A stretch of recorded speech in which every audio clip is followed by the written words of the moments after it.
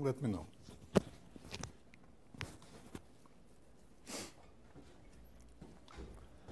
Okay, so you have a map from X to Y, topological spaces, continuous map. This is topological spaces. It is called a covering if for each y, for each point y and y, there exists a neighborhood U containing y such that its preimage, let's call this pi minus 1 of this neighborhood is this neighborhood times some set S. S is a set with discrete topology. Okay, this is more or less similar to a map being locally a homomorphism, but not quite. So this is an example of not covering. You can just, this is something which we had already an example when we discussed finite maps. We have a point, disk without a point is mapped onto disk. This is locally a homomorphism, but not globally homomorphism. I mean, this is identity outside of this point. Another example is, which is actually surjective. You have just two disks, one without points, and it is mapped to a disk. Again, identity on both components, but there is no point. So this is some points have two preimages, other has one preimage, and the number of preimages should be constant on y, on U if U is connected. Okay, so for example,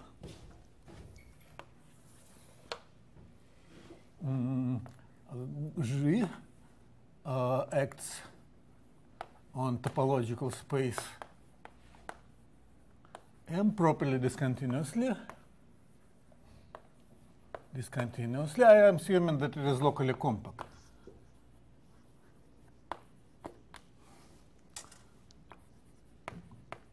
I don't need this assumption, but I think there's some more general notion of proper discontinuity, which is more complicated. And it is equivalent to that one for compact, for locally compact.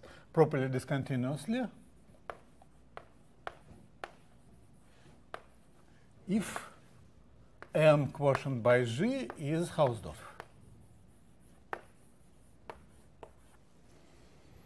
Okay, so the quotient is a topological space. All open sets on M, which are G invariant, give you open sets in M by G. This is a definition of quotient topology, factor topology. Okay, and then what is important is that if you have properly discontinuous sections, then the quotient is a covering in additional assumptions. So theorem, suppose you have gamma acts on M properly discontinuously. So we assume local compactness discontinuously. And the stabilizer of a point X in Z is the same. So in gamma is same for all Z, for all X.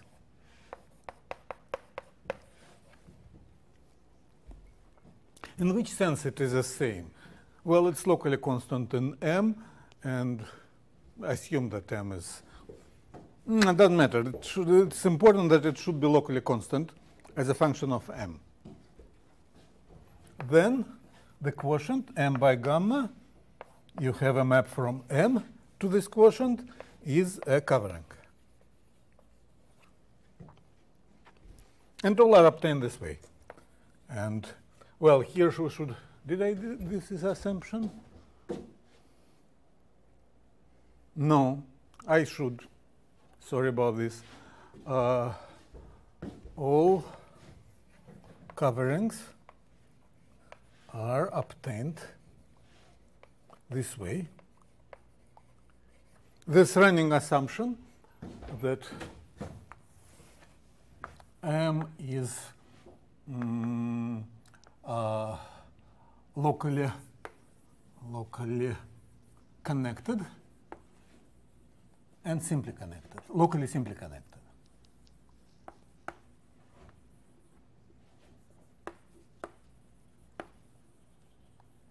This means that you have a basis of neighborhoods, base of neighborhoods of each point, which is connected and simply connected. For example, if you have like p-adic numbers, they're not discrete. They're even compact. Counter sets, they're compact, but they're not locally connected. And if you take things like C without Q, this is not locally simply connected because any real number, which is irrational, its neighborhood contains infinitely many punctures, and each puncture contributes to fundamental group. So this is running assumption. I just made it slightly later than I'm supposed to. Okay, and actually we shall see that very soon. So this is a theorem which I leave to you as an exercise, but in fact I'm going to prove it, sort of. Okay, now we have category of coverings. Category of coverings of M. So you have morphisms, R maps. So you have continuous maps. You have M1 goes to M2, and they are both coverings, so they both map to M, and this is commutative.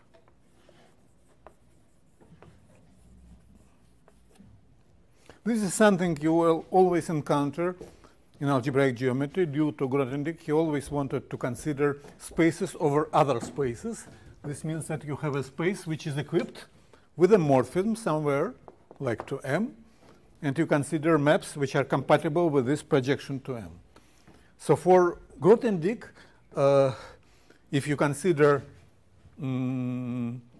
algebraic variety over C, this is the same as algebraic variety equipped with a map to spectrum of C. Because what does it mean that it is over C? This means that you have a map from C to regular functions of this variety, but this is the same as to project from the variety to spectrum of C. Okay. Yeah, so there's also a notion of trivial covering. So definition, M is a trivial covering. If M1 goes to M. If M1 is equal to M times S. So here we have locally trivial, here we have trivial, globally. Yeah, and notice that if you have this situation, so covering M quotient by gamma, M goes to M quotient by gamma, is trivial if and only if it has a section, continuous section. Of course, if it is trivial, it has a section, continuous. But on the other hand, if it has a section, then you can act by the group on this section, and they obtain many copies of this section, and then this would like exhaust your covering space. It will be just union on of these sections, because the group acts on fibers transitively. Clear? Okay. Now some examples, trivial examples. The most trivial example is S1 goes to S1, x goes to 2x. In fact, you can also have a covering which is not finite, of course, R to S1, just R t goes to t mod 2 pi. This clearly also a covering. Another example is you can take with tori, like you have a torus, t to t power n, which is S1 power n, or R n quotient by Zn, torus. Then you have A, which belongs to G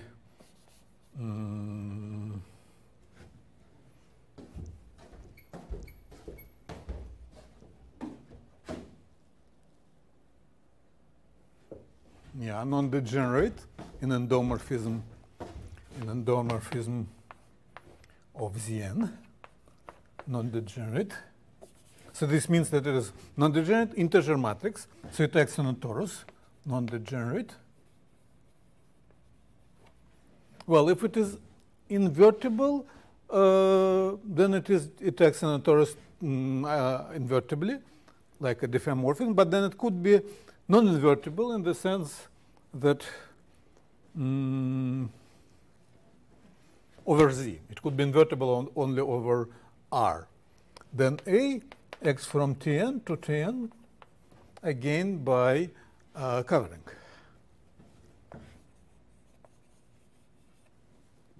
Like there. This is an example of such a matrix, obviously. Multiplication by 2. But so why it is, how to see it? Well, it's clearly locally diffeomorphism, because it's actually diffeomorphism on Rn. But then you can just check that you take, it would have a number of preimages which will be equal to its determinant.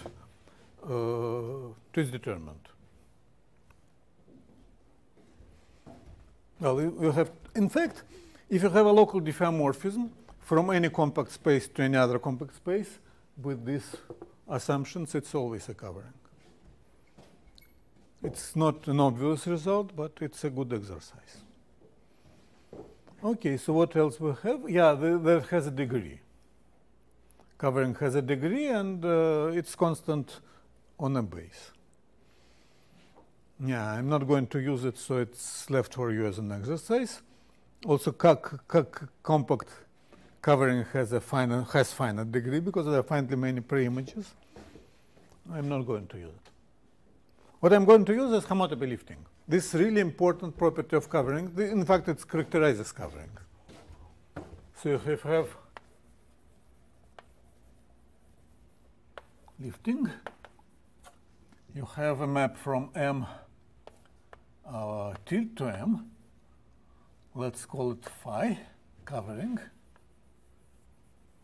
And you have a map from an interval, like psi, from 0, 1, for instance, to M, continuous again. Then for each x inside phi minus 1 of psi of 0, this is one end of the path. You can lift one end of the path. There exists a unique lifting of psi to M tilde. Slightly out of time, so I'm not going to make you this picture, but it's there. So you have downstairs is your M, the blue guy is M tilde, and then you can lift, obviously, any path. So locally you can do that. And this is locally, it's clearly unique because of this property. But then you just cover your interval. It's closed interval. So it's compact. You cover it by finitely many bits where you can lift it uniquely, and then you can lift it uniquely from one to another side. But of course, if you do, like here I drew a small path, but if it is big, it can be non-injective downstairs and injective upstairs. So this is not this is not in that sense one-to-one, in the sense that downstairs you can have something non-injective, and upstairs it becomes injective. Okay, so first it is, so this lifting is unique. So lifting is unique, and also is determined uniquely by the homotopy class. The homotopy class of is determined. It's not the lifting, but the point psi of 1 tilde. So we lift it to psi tilde. I think here I had bad statement. Yeah, not the lifting, but the end. The lifting is unique anyway. So the other end is uniquely determined by the homotopy class of psi in the set of all maps paths with ends in psi of 0, psi of 1. So if you deform your path, like homotopy, your path, the lifting stays the same. I mean, the lifting, the other side of the other end of lifting stays the same, because you can actually, it's true, of course, for paths, but in fact, you can lift any simply connected subset like a square, for instance. So this lemma is true for squares as well. And if you have homotopy of a path, this gives you a map from a square. So the one end of the square will go to psi of 0, another end of the square, another, like you have two other ends. So these two vertical ends of the square, one of them will go to psi 1, another would psi of 1, and psi of 0, another would go to psi of 1, psi tilde. Okay. Well, it has a corollary that if I'm simply connected, then the any connected covering is actually isomorphic to M. This is because so what do we want? So maybe I should explain this somehow.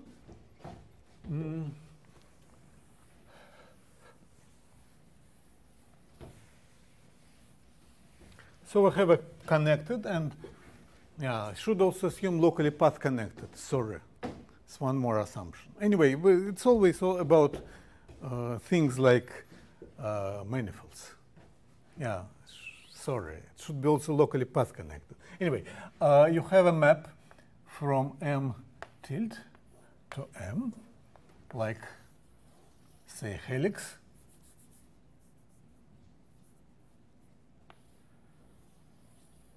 Go into a circle. Now you have 2 points on M tilde. You can try to connect them by a path. Okay, suppose that downstairs this path is actually contactable. So here you have an image of this path. And suppose it is contactable. Then its lifting actually connects the points to itself, because this is true for a trivial path. And as the path is contactable, and the lifting depends only on the the other end of the lifting depends on the cohomology class, on the homotopy class of the path.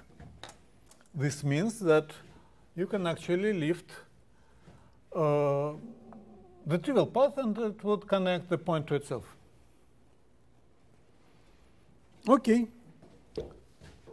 So if all loops on this space on M are contactable, this means that your covering has to be one-to-one. It's assumed to be connected already.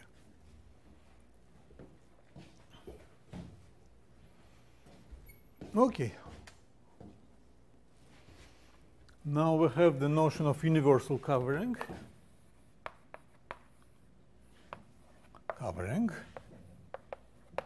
It's a simply connected covering. And connected. Of connected covering.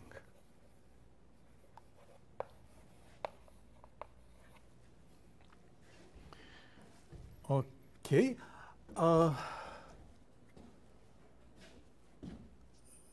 Yeah. First, why it exists? Well, it's not hard. You just consider the set. You have M. You consider the set of pairs, point, and a path, and a homotopy class of a path connecting these points to a fixed point. You have X fixed, and then you take some Y, and you consider this set of homotopy classes of paths.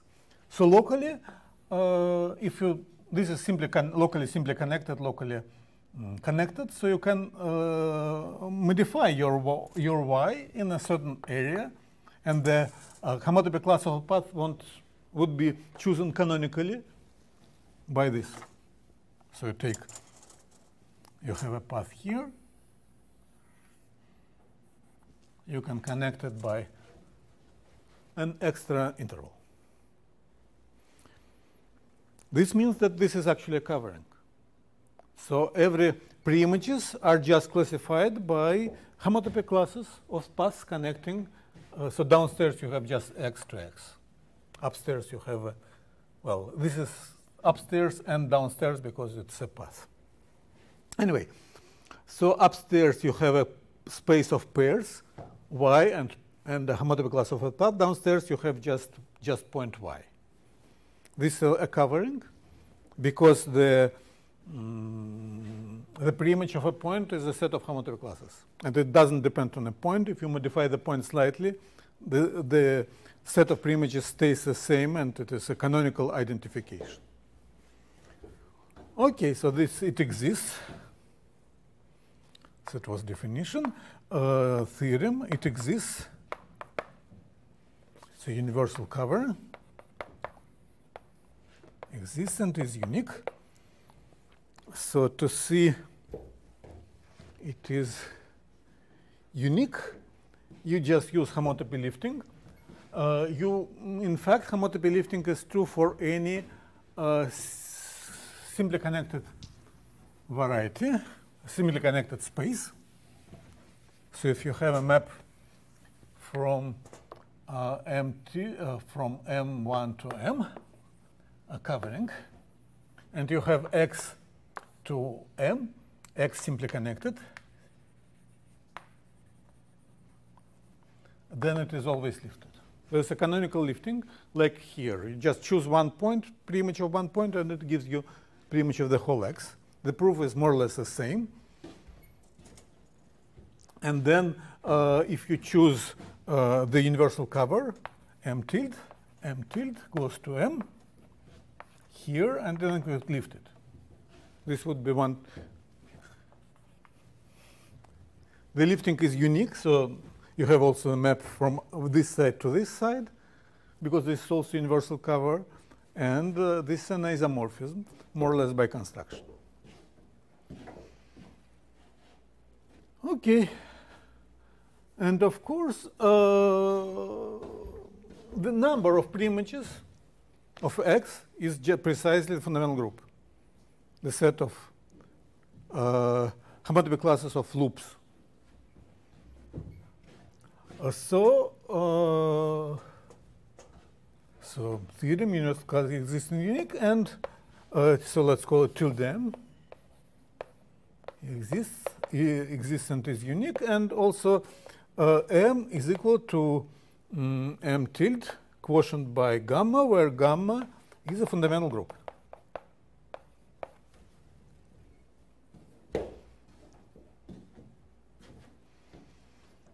And this is an example of proper discontinuous action when you have it's actually even free, which you can't always assume that your action is free. It's a very special cover where the action is free.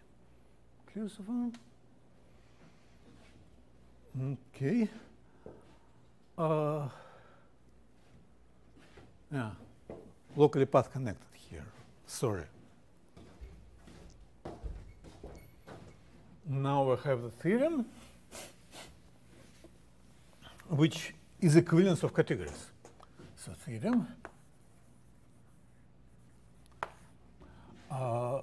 category of coverings of M is equivalent to category of sets. I hope I don't say here finite sets. Sets, good. With action of the group gamma, which is equal to pi 1 of M.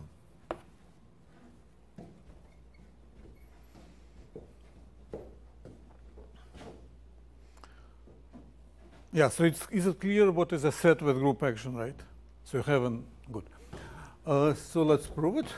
Proof.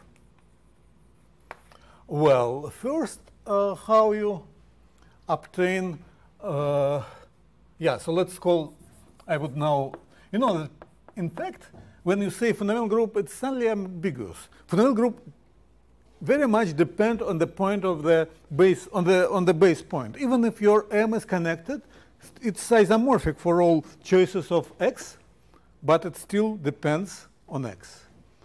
So functor covering, functor from coverings to sets with action of gamma takes covering M tilde over M and maps it to pre-image. So this is pi to pi minus 1 of X. Now let me show you this same picture again. I mean, I want to explain. So I produced a map to sets, but I need to have gamma action. So how it is done? Okay, so you have M here, you have M tilde here. It's like here you have something like again helix. Here you have a circle. Now we have a path here. Good. You lift it, and upon leaving, you obtain another path, but it's no longer a loop. It's a path. So downstairs you have a loop, upstairs you have a path. And it gives a map from X tilde, pre-image of, so this is X, to Y tilde. So every homotopy class gives you an action on the fibers. First, if you have, like, apply this twice for two different loops, you obtain composition of this action. So this is really a group homomorphism from fundamental group to the set of self-maps from this pre-image. So this is really, there is an action, gamma action. Good. So we have constructed factor one way. Let's construct the inverse functor. So how we do that? Okay, this picture is already here and there. So this is step 2, of course. So step 2. I have M tilde over M, universal cover. And you have set S. You multiply it by M tilde, and you take a quotient by gamma, acting diagonally. So it acts here and here. I mean, it acts here and it acts here.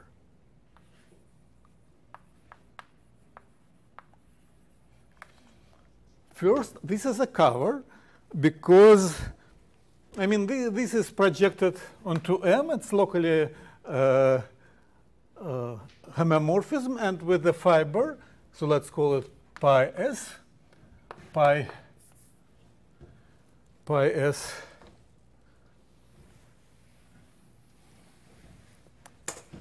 pi s minus 1 of x.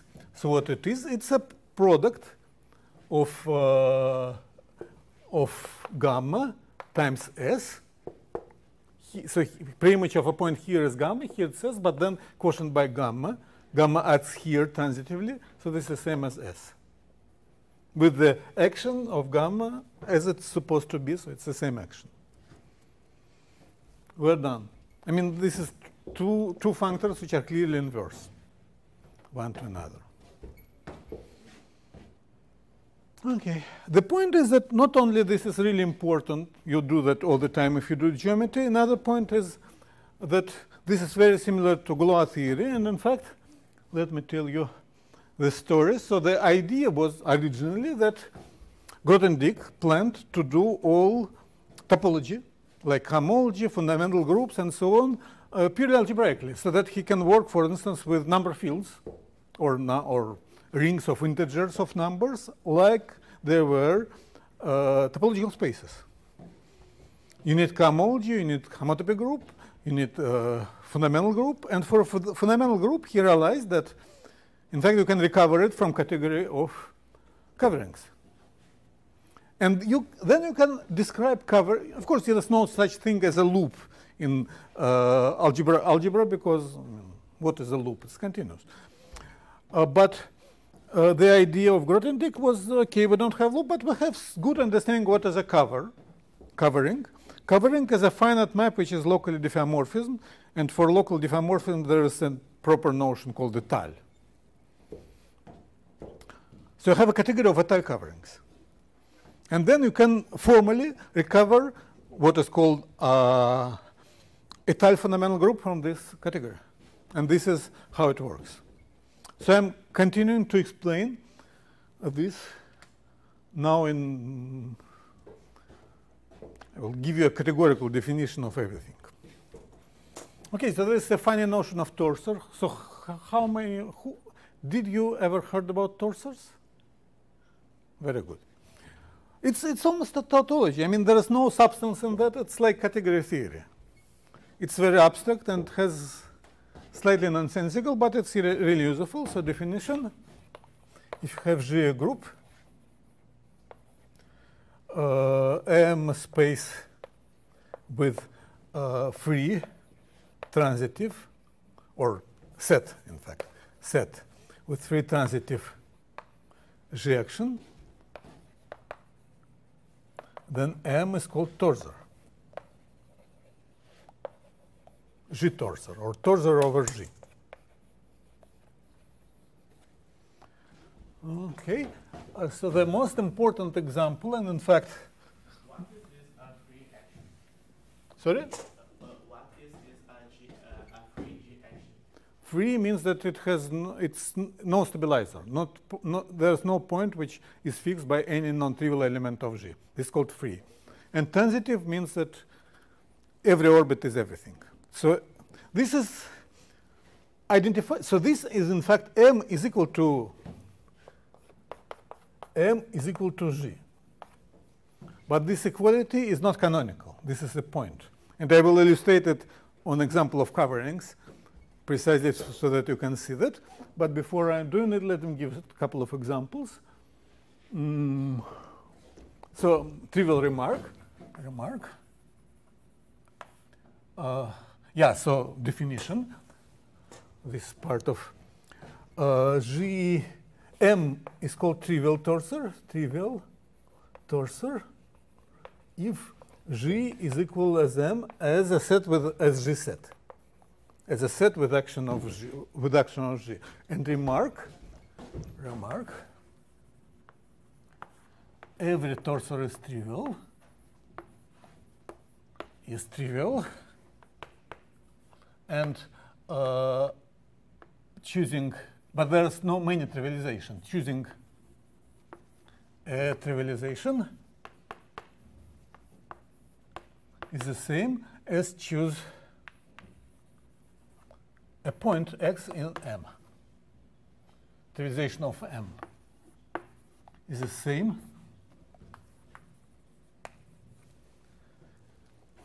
Okay, so if it is trivialized, this means that you identify G with M, and then you have unit in G, which goes to some point in M, so you have a fixed element. Conversely, if you have X inside M, this gives you a map from G to M, taking G and mapping it to Gx. It's clearly an isomorphism, because the action is free and transitive. But there's no canonical choice of 0. So the example is affine space, for instance. Affine space is a Rn torsor.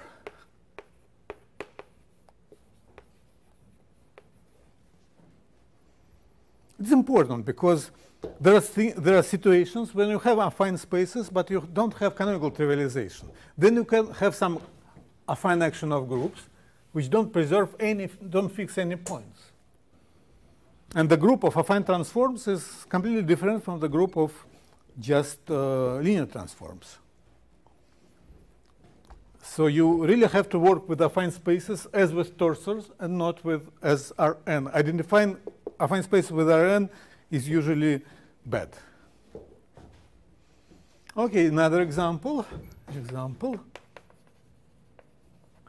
You have V is Rn, and you have the set, say, M is set of bases, and G is GL and R. So this group of non-degenerate matrices, it acts on the set of bases. It maps a basis to a basis, but of course, there's no canonical basis. So it's isomorphic, but not canonical. It's just n-dimensional real space.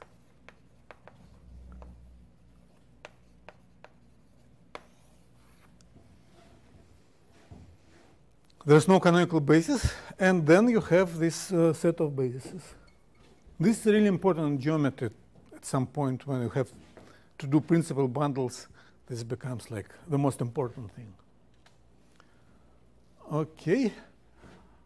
And now an observation. So remark.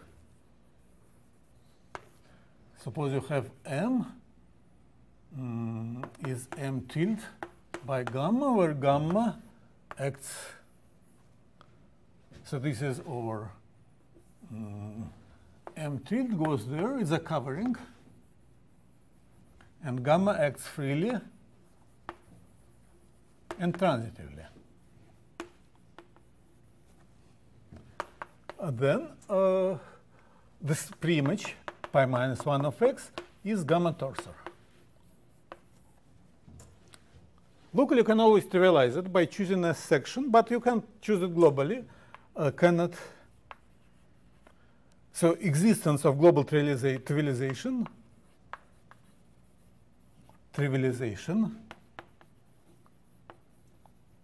of this torsor is the same as trivialization of the covering. Let's call this of M tilde over M. So you can't have global sections. You can't trivialize your torsor globally. You can do it only locally. However, there is still some results which can be useful. For instance, you can consider the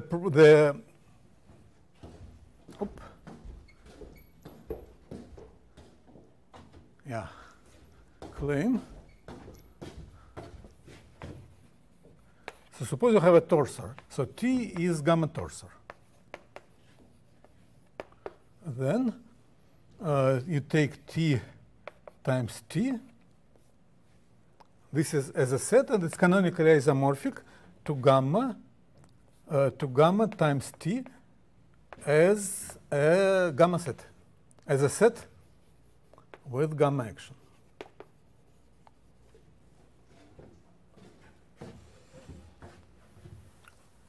So there is no canonical trivialization, but still there is this canonical isomorphism, and the proof is easy.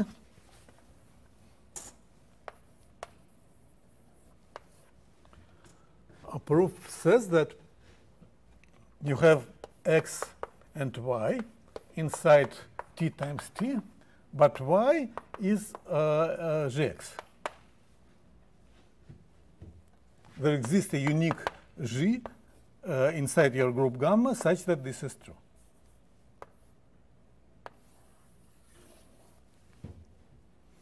Then you have a map from T times T to T times gamma, mapping xy to xg. And this action clearly commutes with the left action of gamma on itself and action of gamma on T.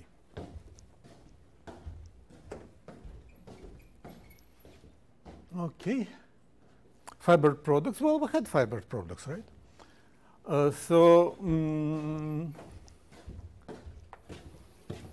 By definition, if you have x goes to z, y goes to z, topological, just any sets, then you have the fiber product, x times y over z, is a set of pairs, x inside x big, y inside y big. Let's call this pi x, this pi y, such that pi x of x is equal to pi y of x. So you can think of that as you take a map from x times y to z times z, and you take preimage of diagonal. This is fiber product. Okay. And it's clear that fiber product of coverings is a covering. Because fiber product, I mean, locally it's true. Locally in the base, if you have M1, M2, both goes to M, it's a coverings. So locally this is a product of M with some set, this is a product of M with some set. And then locally, the fiber product is a product of M with this product of the sets. So M1 times M2 over M is a covering.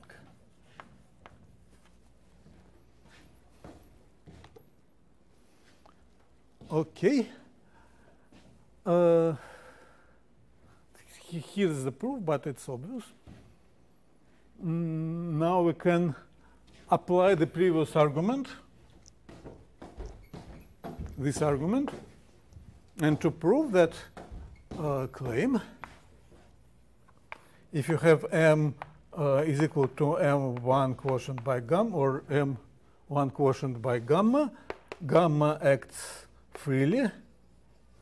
This is a covering.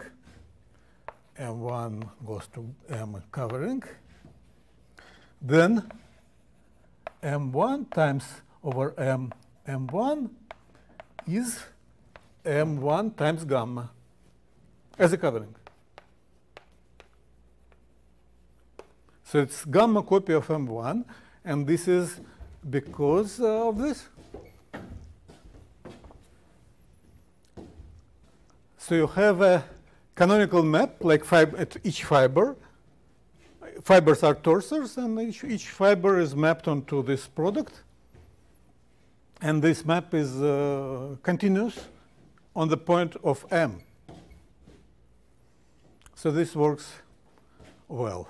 So here is I wrote precisely the isomorphism. Am I clear? Good. Now we have Galois coverings. So they are defined equivalently several ways. So let me list you the ways we can define them. So theorem.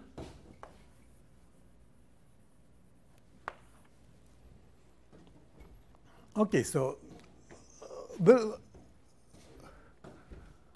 so let M tilde to M any covering. Then the following are equivalent. The first, P1 of M tilde is normal in P1 of M. So there is a natural map on phenomenon groups. And this should be normal. Second, automorphisms, in the sense of our category of coverings, of M tilde over M acts transitively on the fibers, on P. Is this any name of it? Pi. Pi minus 1 of x. For each x. It doesn't matter each x, of course, they're all equivalent. So this is pi. And the third is that M tilde times M tilde over M is a union, like here. So it's a disjoint union of M tilde, several copies. In this by some set, which is like this automorphism group, in fact. But it doesn't matter. So we sort of explained how this implies this. And this is sort of easy how this is equivalent to that. And it's not hard to see how, say, this implies this. Because there are lots of automorphisms of this space, and some of them are produce the automorphism of that space. I'm not going to give you the proof. It's an exercise for you, and it will take some work to do. But this is called Galois covering. So such covering is called Galois covering. Okay, the main result of Galois theory. Fortunately, I need to prove some of it for the usual Galois theory. But in fact, it's applied precisely to covering. So I really had to do that abstract thing today, otherwise it will be slightly cheating. So intermediate coverings. Intermediate, you have M tilde goes to M1, goes to M. M tilde and M1 are and M, of course, connected. Then this is surjective. This is coverings. You can actually see from that this map is also a covering, but we don't use it. So M1 is called, M1 over M is called intermediate covering.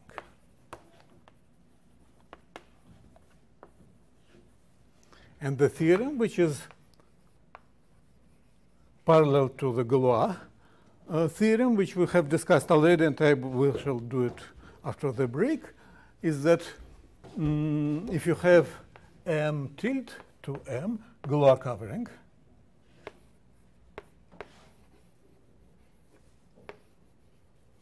then intermediate coverings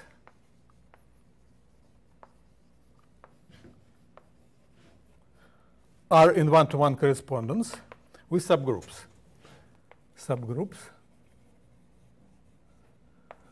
Yeah. Did I define you the Galois group? No, it's here. Subgroups of automorphisms over M of M tilde, which is called Galois group.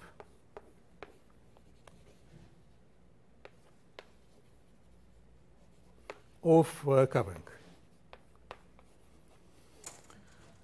Okay, so this was the theory of coverings. Let's have a short break, like until 32, and I will bring your exercises. You have 5 minutes. You have O of x, regular rings, regular functions, the ring of regular functions, and you have intersection of all maximal ideals is equal to 0. And the proof, okay, suppose F belongs to this intersection of maximal ideals. Let's evaluate F on some x. X is a maximal ideal.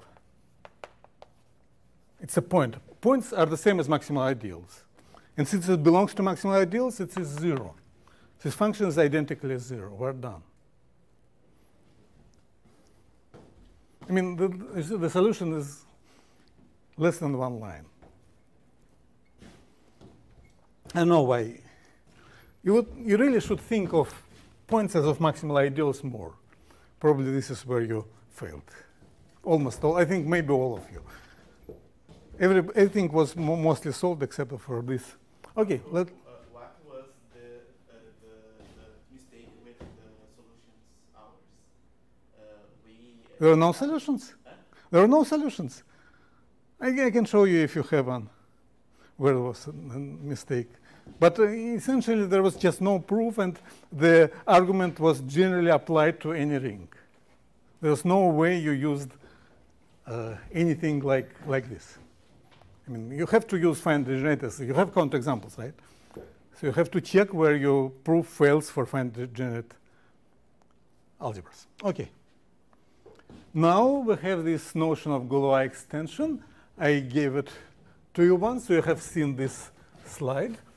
And you can define it again by equivalent properties.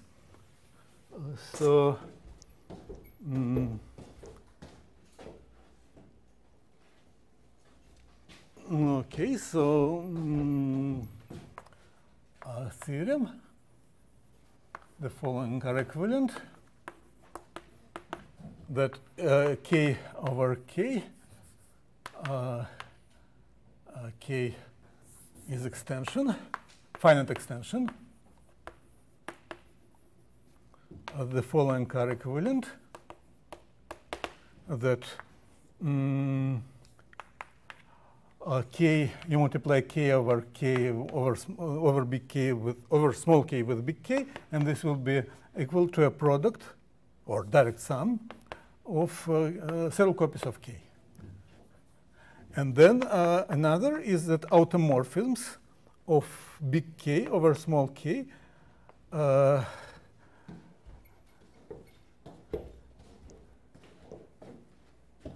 okay, x transitively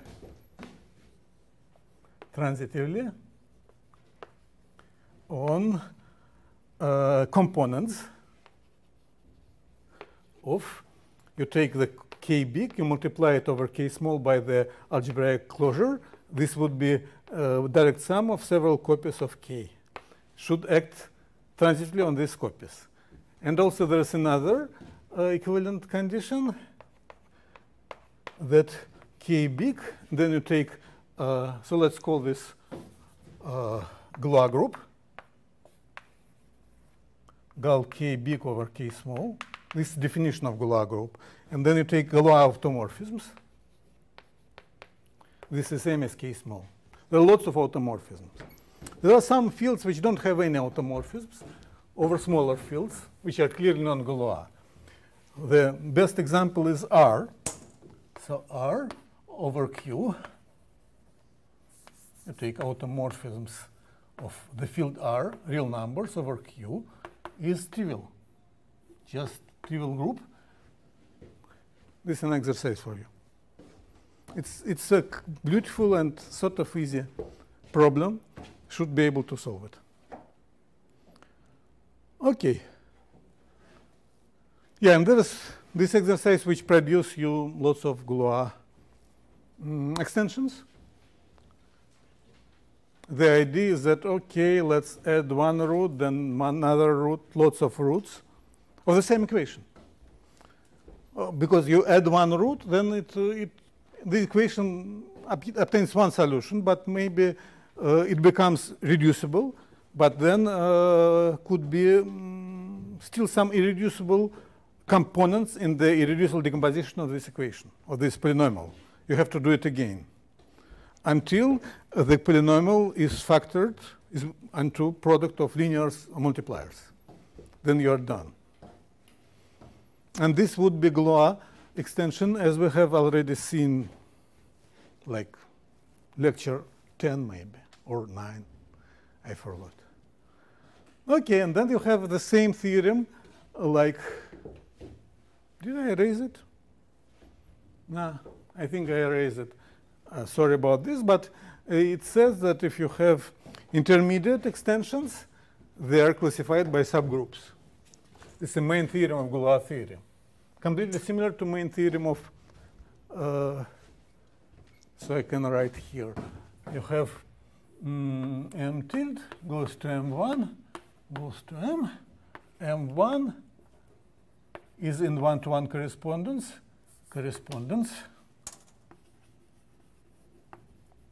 with subgroups G inside automorphisms of M tilde over M. Now you have subfields K big containing K1 containing K small. K1 corresponds to subgroups G inside the Galois group, which is automorphisms over K small of K big. Okay, so you see this is very similar theory. There's a theory, Galois theory for coverings. There is Galois theory for field extensions. They're the same. And there is a reason for that, which is like categorical theory of what is called Galois categories. So I have 20 minutes, and I will be very fast, but I will give you some overview of how it works. You can then check the files. They will be online. I won't use it anymore, but I just want to give you an explanation. First, you can define diagrams and categories and limits of diagrams. And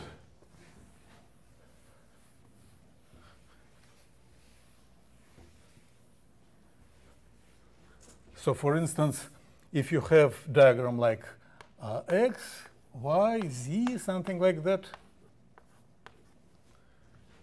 you can consider maps from this diagram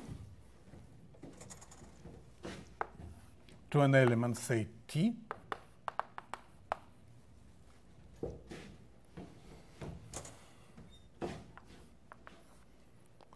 And they have to become compatible in the sense that all triangles here should be commutative.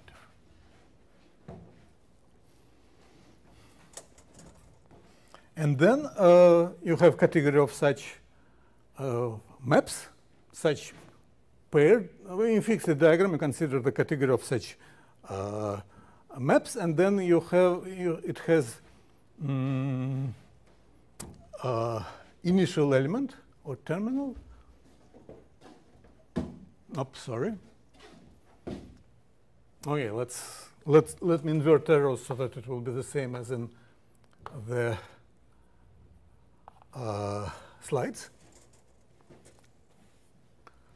So you have maps from T to this diagram, and you have from some other T prime, which is also mapped to this diagram. I will use another color.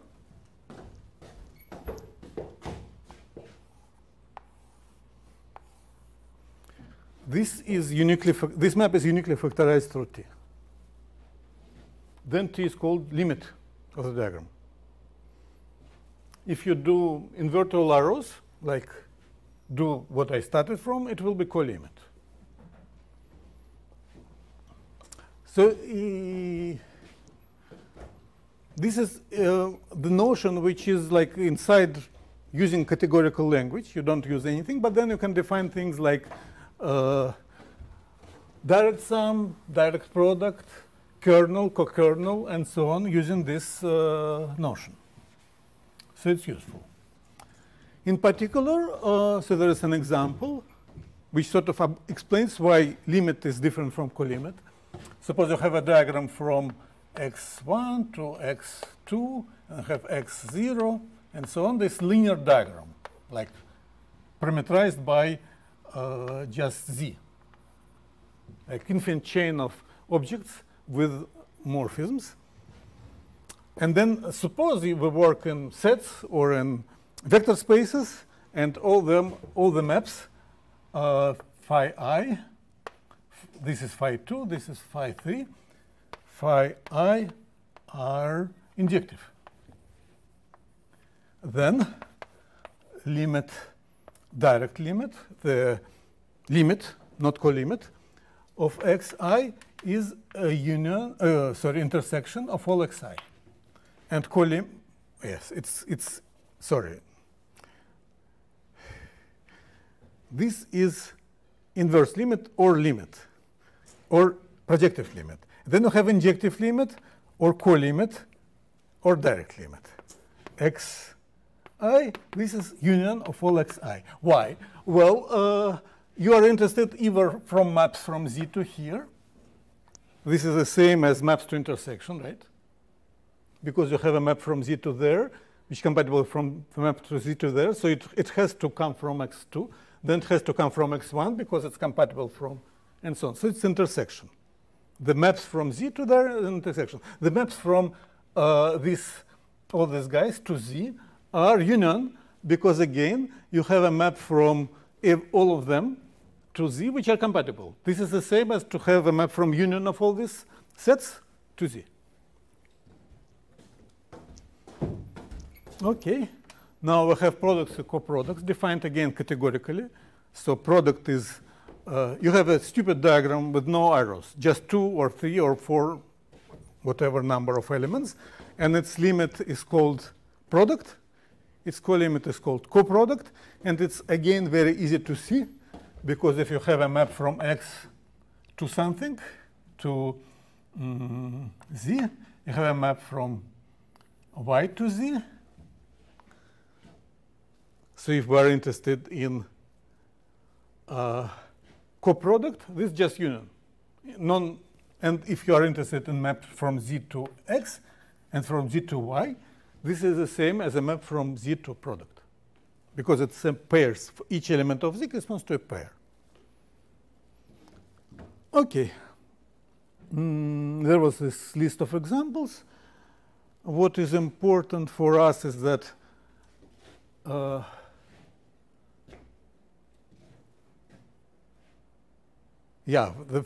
product in category of coverings is fibered product. The coproduct in category of coverings is just disconnected disjoint sum, disjoint union. The reason is more or less like that. Again, for field extension, it's actually opposite. The product of field extensions is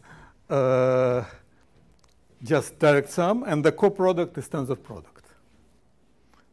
You can easily see that, for instance, if you have K1 and K2, and you have a map from K to K1 and to K2, everything is over K small, so it's a K-linear map. This is the same as a sum to direct, map from direct sum. But if you have a map from K1 to K and K2 to K, you can multiply things from K1 and K2. So it's a map from direct product. Tensor product. OK. Fibered product, we have discussed that already. But again, you have obtained fibered product using limits of diagram for the same reason. OK.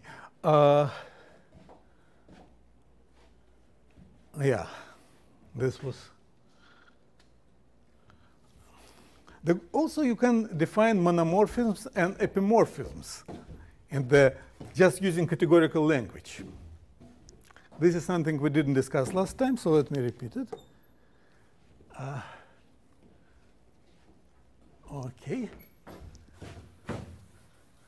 So suppose we have a morphism. You have a morphism from X to Y, morphism. F is called monomorphism. Monomorphism is the same as injective morphism, in fact. This is,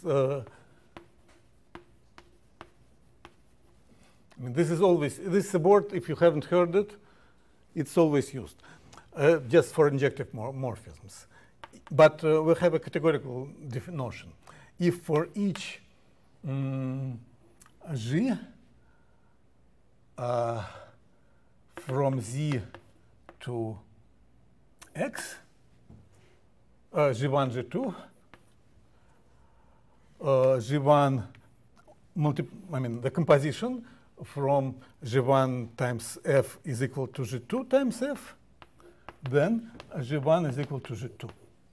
So F doesn't glue any distinct elements, because if it did, then you could have like go G1 to make it one value on, map some element from Z to different, to X and Y, and they would glue together by F so that this map would become equal, but it was unequal originally. It's epimorphism, just invert errors.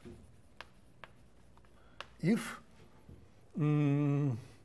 for each G1, G2 from Y to Z, we take now the other side, the other F times G1 is equal to F times G2, then G1 is equal to G2.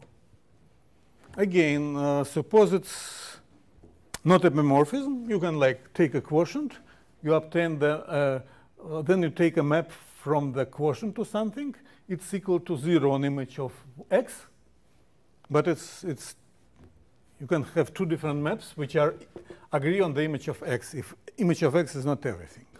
This is a notion of epimorphism and monomorphism, which is first categorically defined, and second agrees with the usual notion for nice categories like models over a ring, groups, vector spaces, sets, many other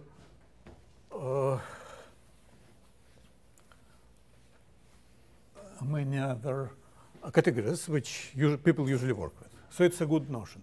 Another is group action. So G acts on X inside object of C if you have a map G to morphisms from X to itself, which is compatible with the product. Yeah, compatible with product, nothing else. This is action of a group on. So group is considered abstractly, not like an element of object in category of groups, but like an abstract group. This is slightly mixed. We're not entirely in the language of categories because consider group as a set.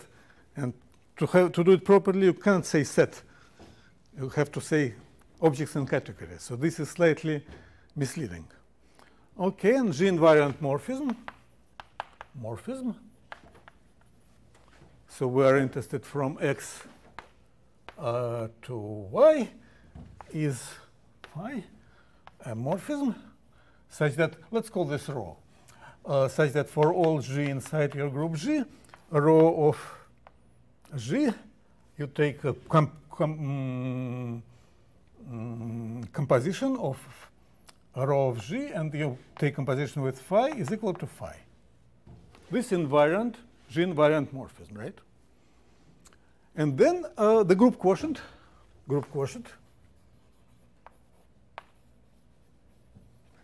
is a map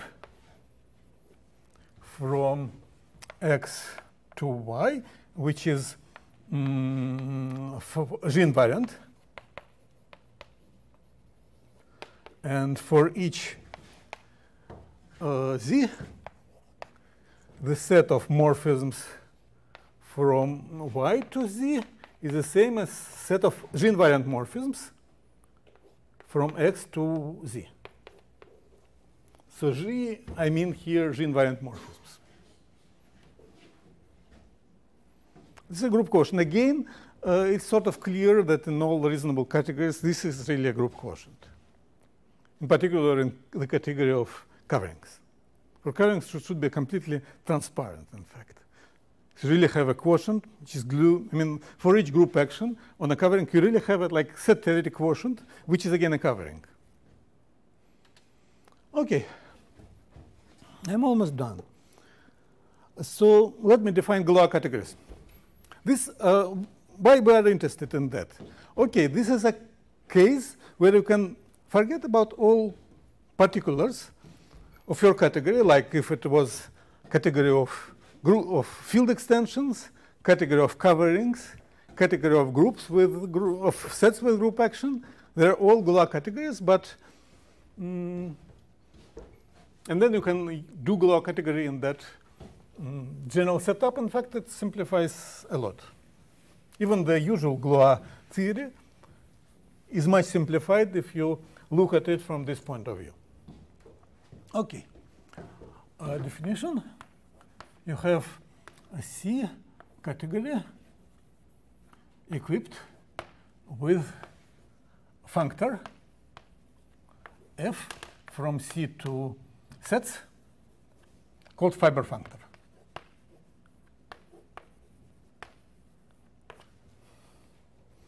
Grinding really loved to call things fiber functor.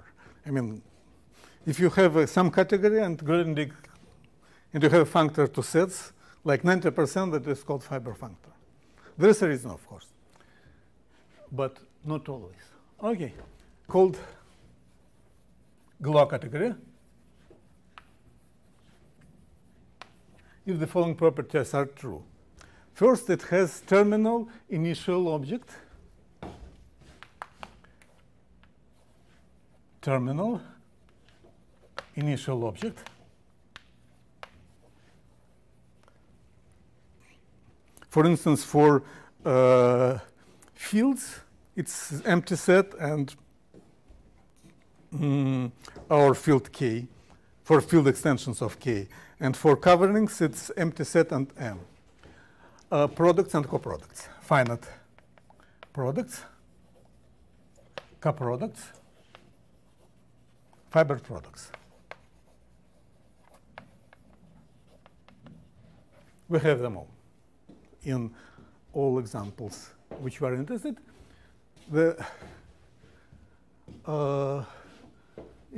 Contains finite group quotients. C has finite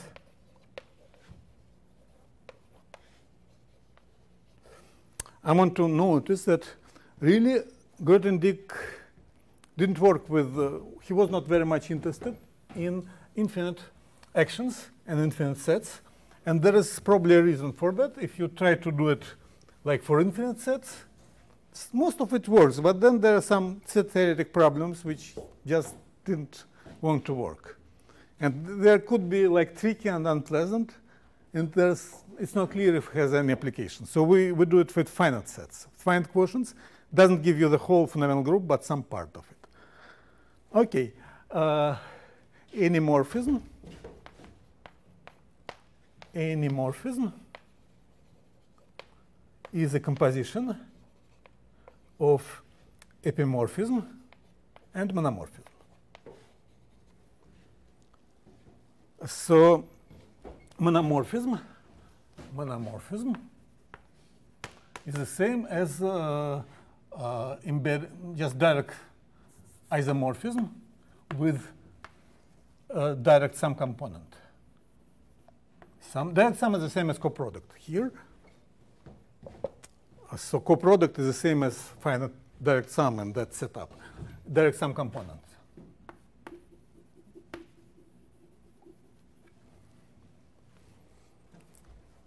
OK. And the final is about fiber. So far, there are no fiber functors at all. The final step is with fiber functor. So it should commute with pretty much everything and be, so it commutes with fiber products, finite coproducts, and finite group quotients. F commutes with products, with direct sum coproducts, finite coproducts, finite fiber products, group quotients. And for each u not equal to v morphisms, f of u is not equal to f of v.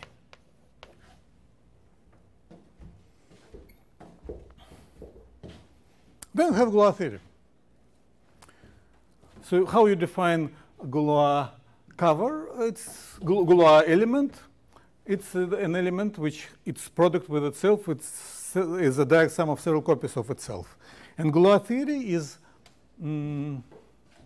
okay, it's not there, but it's just about intermediate maps. So you have an epimorphism, and you can obtain this epimorphism as composition of two epimorphisms. And it would give you a subgroup of the Galois group. Anyway, let me give you examples, and then I'm done because I'm out of time. There's one more slide, but you won't have it. So examples.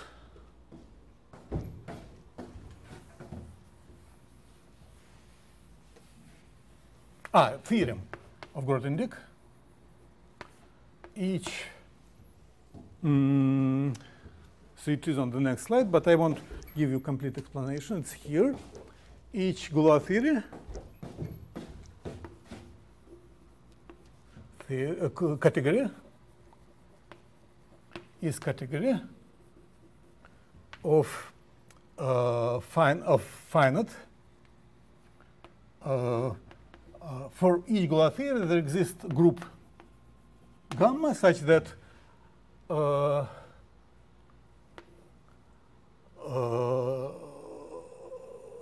for each Galois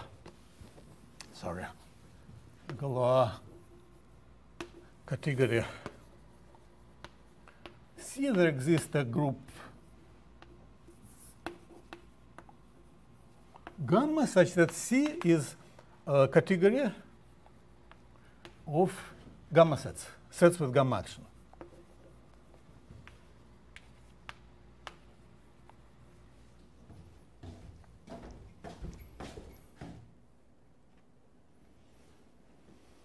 Okay, it's sort of clear that sets with gamma action has all these properties. Products, coproducts, good. So coproducts is just fibered products, we have them.